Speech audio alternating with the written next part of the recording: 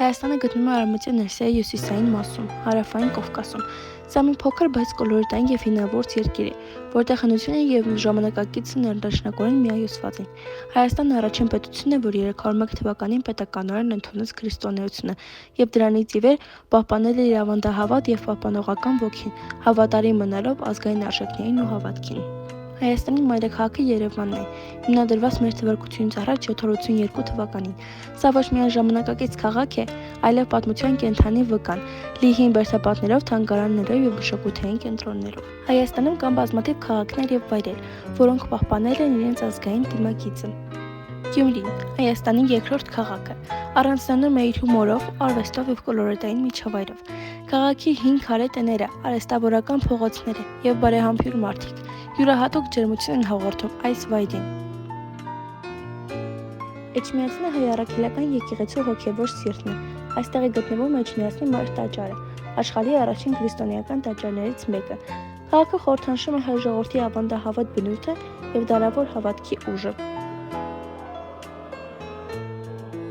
Գառնիի տաճարը միակ կենդանոսական կառույցը Հայաստանում, վկայում է հայ ժողովրդի հին հավատալիքների և մշակույթի բազմաշերտության մասին։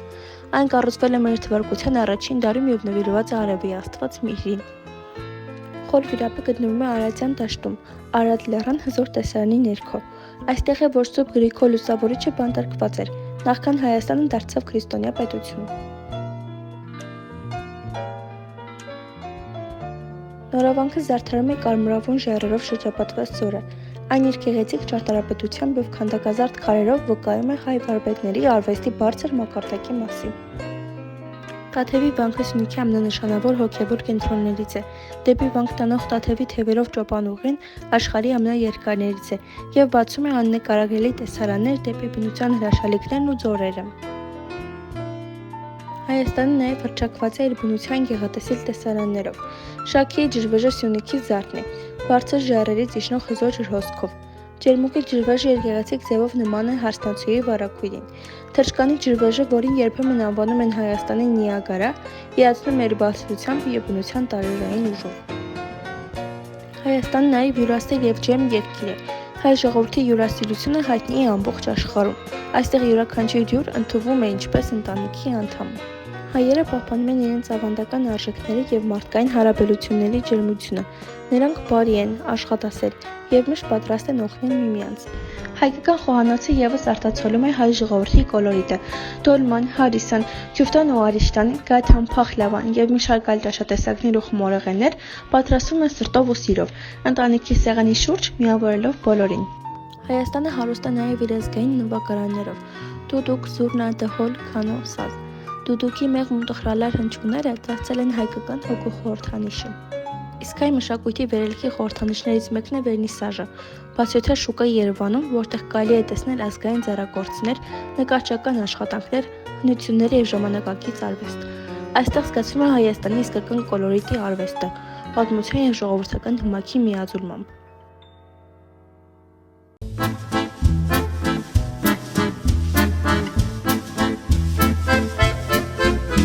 Ֆրանսիան սկսվում է Փարիզից։ Յուրաքանչյուր զբոսաշրջիկի երազանքն է լուսանկարվել Էյֆելյան աշտարակի մոտ։ Բայց Ֆրանսիան միայն մայրաքաղաքով չի սահմանափակվում։ Եվրոպայի սրտում գտնվող այս երկիրն ունի երանելի բնակլիմայական պայմաններ։ Երկրի հարավային ափերը ողողում է միջերկրական ծովը, արևմուտքում ողջունում է Ատլանտյան օվկիանոսը, իսկ վերևում Լամանշի նեղուցով տեսարան է բացվում դեպի հյուսիսային ծով։ Ֆրանսիան ասես մեծ թանգարան լինի։ Բոլոր քաղաքներն այստեղ հայտնի են պատմական իրադարձություններով, թագավորական պատմություններով։ Հին ճարտարապետություն, ամրոցներ ու դղյակներ այստեղ կգտնեք ամեն քաղաքում, ամեն քայլափոխին։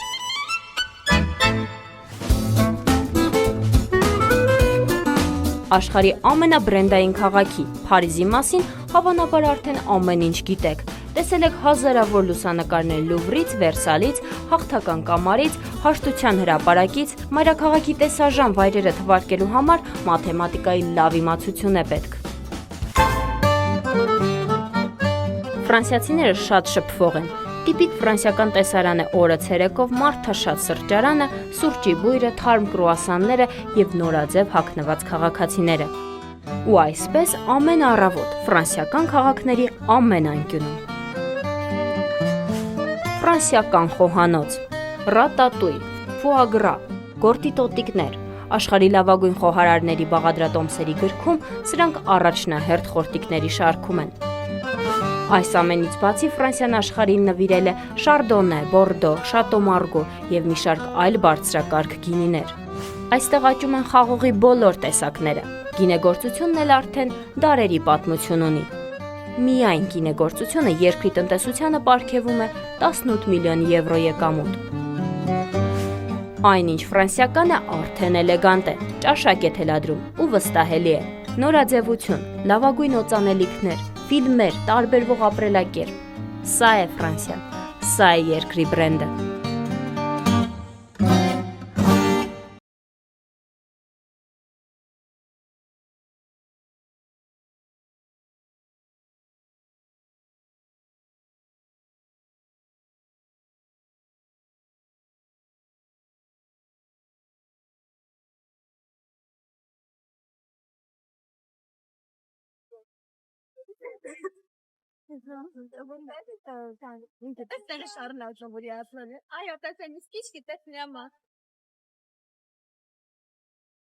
Շարլու Վահրամյանը Ազնավուրյանը ծնվել է 1924 թվականի մայիսի 22-ին։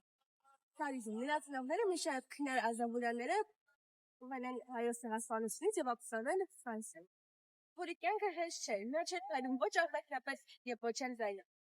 Երկար տարիներ աշխատել է մինչ հաջողության հասնել է։ Սկզբում եկել էր փոքրիկ կաբարաններում եւ գինի եկել ուրիշների համար։ Նա օգնեց նաեւ Էդիթ Պիաֆին, ով հավատաց նրա ունեցություններին։ Գրել է մոտ 1000 երգ։ Երկել է ֆրանսերեն, հայերեն, անգլերեն, իտալերեն եւ իսպաներեն։ Երկերից են La Bohème, Chiavier,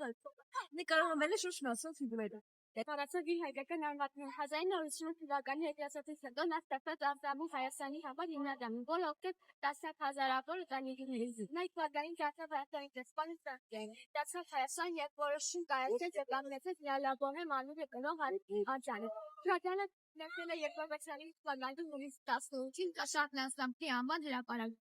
Ելույթը երգետկոծության գիտության մշակույթի եւ սպորտի նախարար Ժան Անդրեասյան,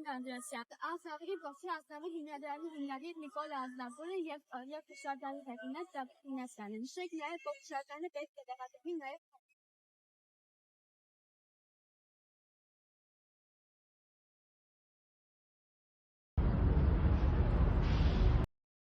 Սա Կոմիտասի արձան։ Կոմիտասը ծնվել է 1869 թվականին, մահացել է 1935 թվականին։ Նա որոշել է իր մանկության տարիները եւ ավարտել է Էջմիածնի Գևորգյան ճեմարանը, բայց շարունակել է Բերլինում իր ուսումը։ Ավարտել է երաժշտագիտության եւ վոկալի բաժին, բայց դրանից հետո ստացել է վարդապետի կոչում։ Սա Կոմիտասի կոնսերվատորիան հիմնադրվել է 1921 թվականին։ Հայաստանի բարձրագույն երաժշտական կրթության կենտրոնն է։ Կրում է Կոմիտասի անունը եւ կարևոր դեր ունի դասական եւ ժամանակակից երաժշտության սկսության մեջ։ Որպես ալյոսման Կոմիտասը եւս ավարտեցիան փոխարինության մեջ Փարիզի հոգեբուժարներից մեկում նրա մարին հայոց ցեղասպանության ժամանակ Կոմիտասին ձերբակալեցին եւ ակցիորեցին Թուրքիայի Չակե քաղաքը բազմաթիվ այլ մեծ վտակորականների հետ, թեպետ նրան շուտով վերադարձին Կոստանդնուպոլիս օտար երկրների միջամտությամբ, սակայն այդ ամենը նրա հոգեկան առողջության վրա մեծ ազդեցություն թողեց։ Ակցիորից ավելի հիշողություններ տեսած ցածապներ ամբողջապես ճշեցին նրան, նա ամբողջապես փակվեց իր մեջ եւ գրեթե դադարեց խոսել եւ ստեղծագործել։ 1919 թվականին Կոմիտասը տեղափոխվեց Փարիզ բուժման նպատակով, սակայն վիճակը ավելի վատացավ։ Նա մնաց հոգեբուժանում շուրջ 16 տարի, մինչև իր մահը 1935 թվականի հոկտեմբերի 22-ին։ Թեպետ նրա վերջի տարիները մռայլ ու լրացել են, նրա երաժշտությունը շարունակում է մնալ աշխարհի հետ իր փոխարեն։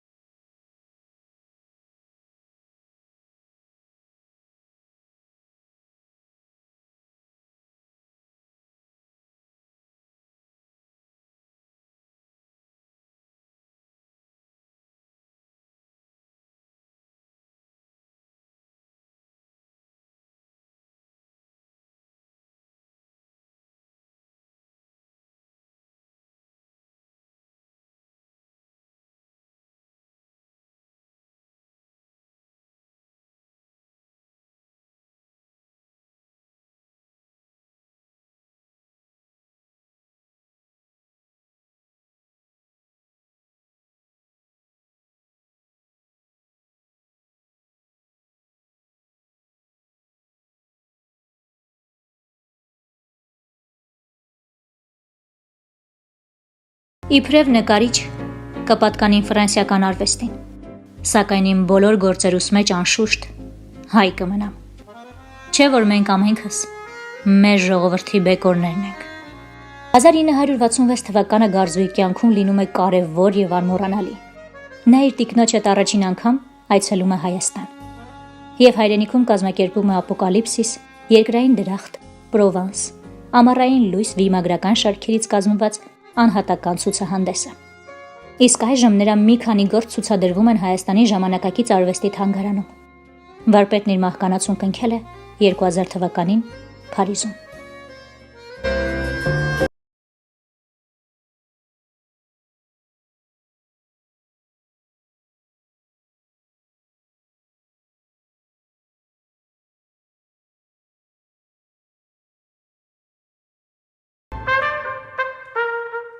Նեղ ու հին փողոցներով Մարսել քաղաքը միջերկրածովյան ամենամեծ նավահանգիստն է։ Այն նաև համարվում է Ֆրանսիայի քրեական մայրաքաղաքը, այստեղ հանցագործությունների մակարդակը շատ բարձր է։ Մարսելն հայտնի է հիփ-հոփ երաժիշտներով ու դե իհարկե հայտնի տաքսի ֆիլմը հենց այստեղ են նկարահանել։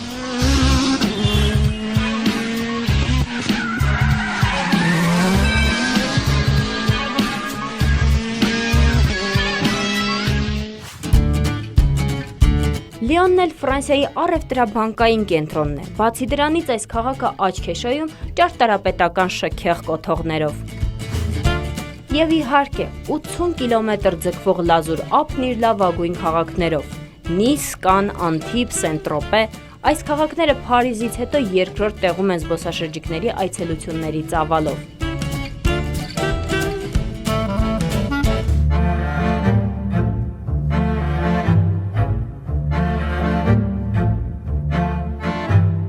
Դե այս այժյոտաժից քիչ հեռու Պրովանսում կարելի է տեսնել Ալպերը եւ այսպիսի շքեղ լուսանկարներ ունենալ լավանդաների դաշտում։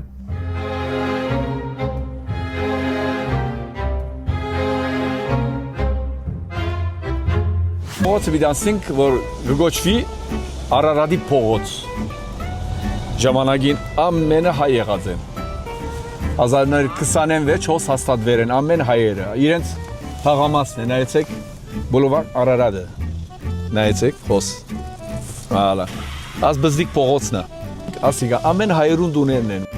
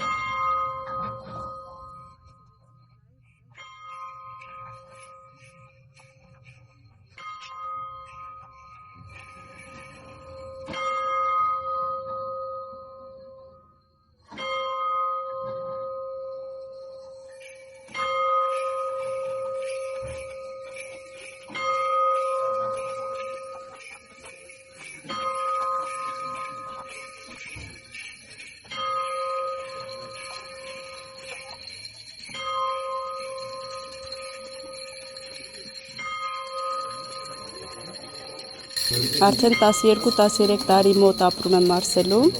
Ամեն կիրակի հաճախում ենք Սուրբ Մեսրոպ Սահակ եկեղեցի եւ մասնակցում ենք պատարակներին։ Շատ ակտիվ է, հայությունը շատ են, սեր, ջերմություն ու կարոտ ունենք, անսպար կարոտ ունենք։ 45 տարի է իվեր այս եկեղեցին ծառայություն գնեմ։ Մի 10 տարի Հայաստանի հյուպատոսության օգնական եղան։ Հիմա սփյուռքահայությունը քիչ պետք է հասկանալ ամեն մեկը մեկ երկրեն գուկա, մեկ երկրեն գուկա։ Գամ Լիբանանահայ է, գամ Սուրիահայ է, գամ Թուրքահայ է, գամ Հայաստանի հայ է եւ այլն այս եկեղեցին բեմեն առաջ ամենը ինձ համար նույնն է։ Կեդաս դարի առաջ երբ որ հայաստանցի եւ լիբանանցի միջև խոսակցություն լիներ, քիչ խնդրություն կար։ Բայց այսօր այդ խնդրությունը ընդհանրապես վերցված է։ Աստված խաղաղություն դա եւ խաղաղություն նաեւ մեր հայրենիքին։ Ես բարձր եմ ասել իմ տողտից վրա գրված է Ֆրանսա եւ այլն։ Բայց իմ այրունը 3000 տարիներ որ հայություն գտնվի մեզ մե ուղղախտուի ժամանակի իմ այրունը այսպես է տողտի վրա գրված 48 տարի եմ 40 տարի որ Ֆրանսիա գտնվեմ դե լավ բայց իմ այրունի մեջ ես հայ կլինեմ որտեղացի հայ գամ Բոլիսի գամ Թուրքիայի գամ Սուրիայի գամ Բասկաստան գամ Հայաստանի ես իմ այրունը հայ է ասա